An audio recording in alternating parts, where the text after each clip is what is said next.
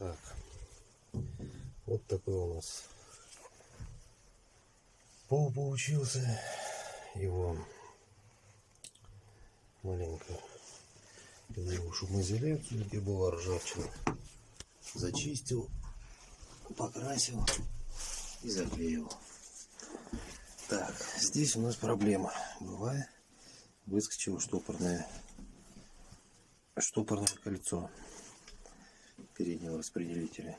И получается, на забирание ковша она вот так съехала, и ковш практически не работал. Работал с этого рычага.